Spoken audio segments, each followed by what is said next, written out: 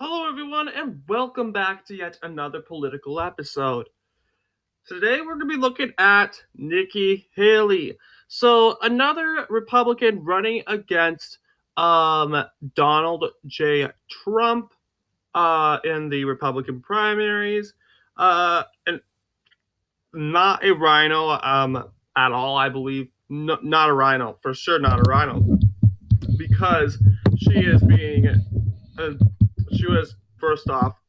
The United States ambassador to the United Nations under Donald J. Trump. No, I wouldn't say people that challenge Donald Trump, Republicans challenging Donald Trump, would be a rhino. No, I think these are just people that um, think they could do a better job, or they just want it for themselves. Or, yeah, like, I like Donald Trump, quote, quote, but I think I do a better job. So these are kind of what people are thinking. So Nikki Haley, not really the best electoral history, pretty weak in her electoral career. So let's take a look at her history here. So I'm trying to find her electoral history. Um,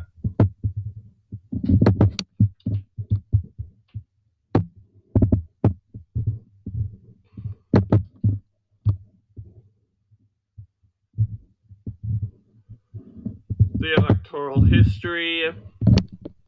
So yeah, you'll see Nikki Haley, she gets into the state politics in her own state of South Carolina in 2004. So she's kind of been in the game for a little bit.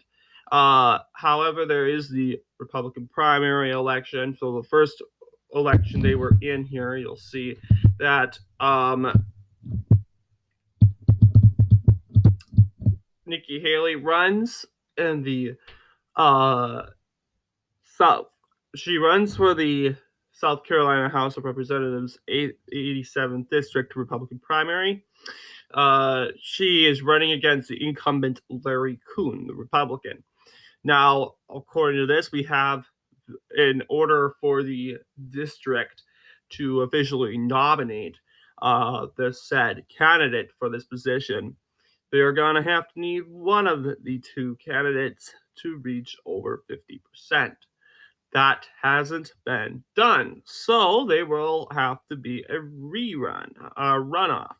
So you'll see Larry Coon, 42%.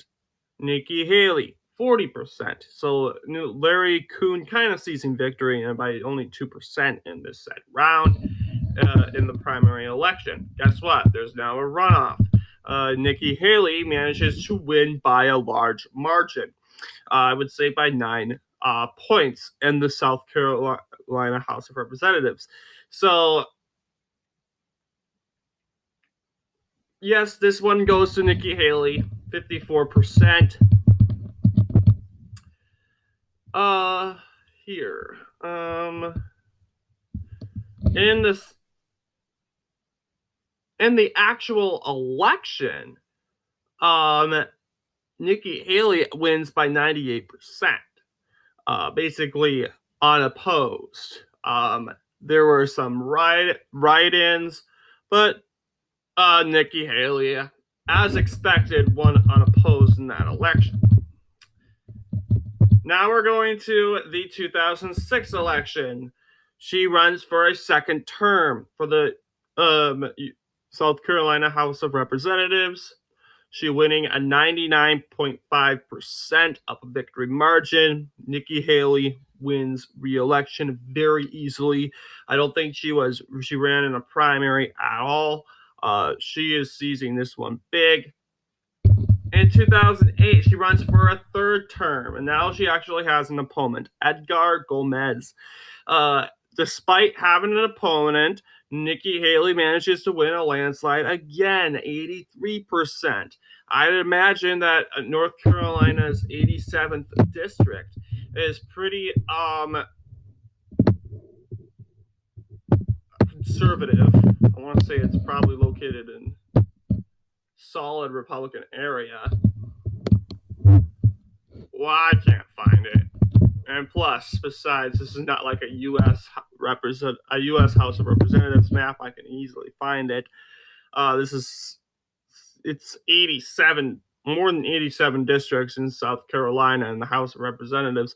So it's going to take a little while, but that's not important now. So Nikki Haley winning re-election, 83%. Here now you'll see here, having served in the state government for 3 terms in the state government, Nikki Haley is attempting to run for governor. And you'll see that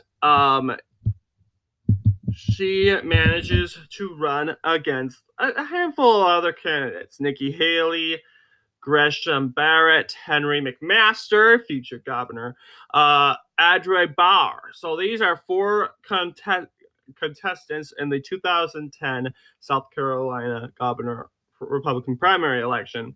Nikki Haley manages to do the best of 48%, but she failed to get nominated due to her not getting over 50% of the popular vote. So guess what?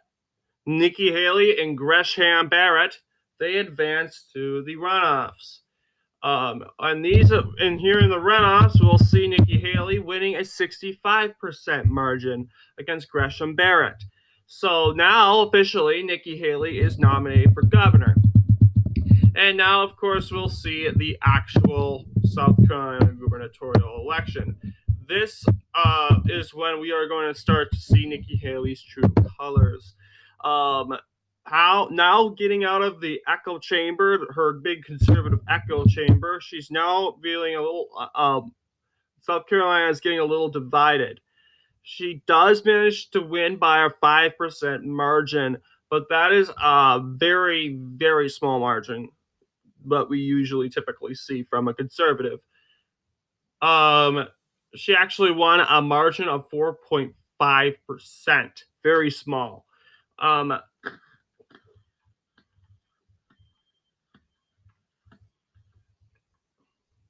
So we'll see. I'm trying to find the Republican primaries. Here we go. And yeah, and here's the actual map of the primaries. Haley and Barrett in the first round. And then here is Haley and Barrett in the runoff. You'll see a lot of colors going in for Haley. But then you'll see the actual gubernatorial election results. Haley winning a margin of 4%. And that's not typically the margin we usually see. Excuse me. As you'll see, Mark Sanford, he was just like Haley. He won like around 11% of the popular vote.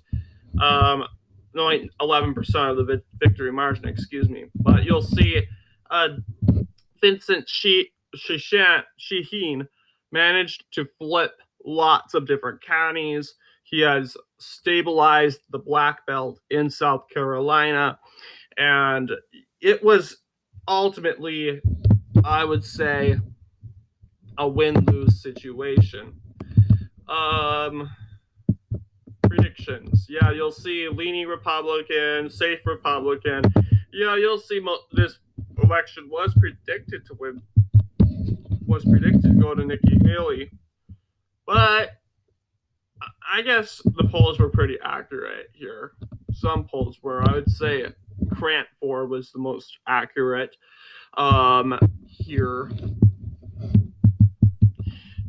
And then the last election that Nikki Haley would run in is in 2014.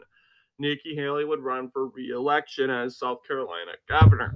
So you'll see, she gets the same opponent, Vincent Sheheen. I think he is pretty confident that he can still beat her here. Republican primary, you're going to see Haley winning with these polls. I think she ran unopposed. We have Tom Irvin. And you can see in these polls, there are a lot of people that are saying someone else in the Republican primaries. 37% of South Carolinians Republicans are saying maybe somebody else. I don't know. So, despite this, let's see the predictions. Haley is still likely to win here. And she wins a better margin even before. Sure, public policy polling predicted Shaheen winning by 2%.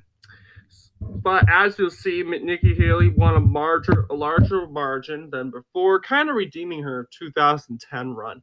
Margin of 55.9%. She nearly won, almost won 56%. Yeah, she probably beat him like around 10% than the last time. And of course, this leads us stopped.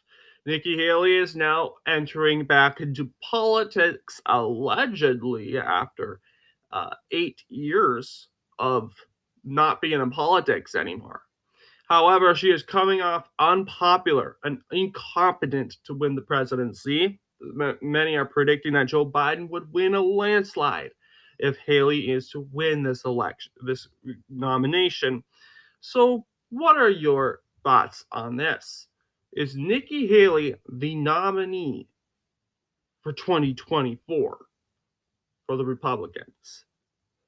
Anyway, according to his electoral history, Nikki Haley tends to be a little unpopular. So anyway, thank you all for watching. I'll see you all in the next political episode.